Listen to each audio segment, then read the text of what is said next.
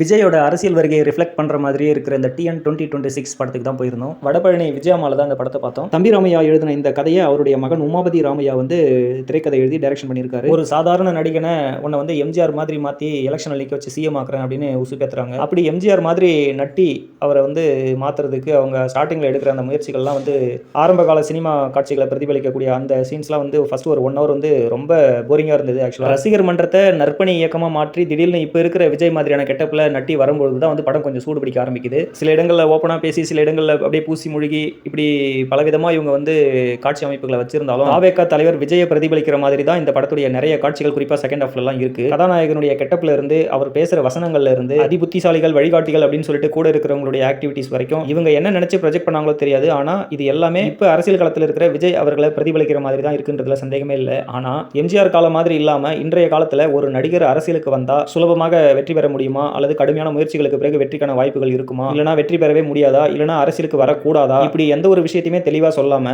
விஜயோட கெட்டப் மாதிரியே ஹீரோவோட கெட்டப் இருக்கிறதுனாலையும் இப்போ எலெக்ஷன் டைம் அப்படிங்கிறதுனாலையும் இந்த படத்தை ரிலீஸ் பண்ணால் கண்டிப்பாக ஹிட் ஆகிடும் அப்படின்னு நினச்சி இந்த படத்தை ரிலீஸ் பண்ணியிருக்காங்களோ அப்படின்னு தான் நினைக்க தோணுது.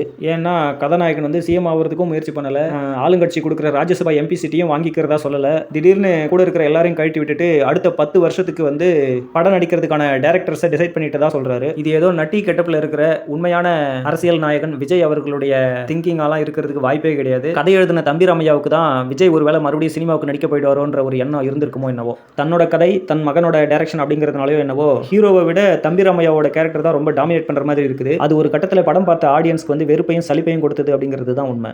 தேங்க்யூ.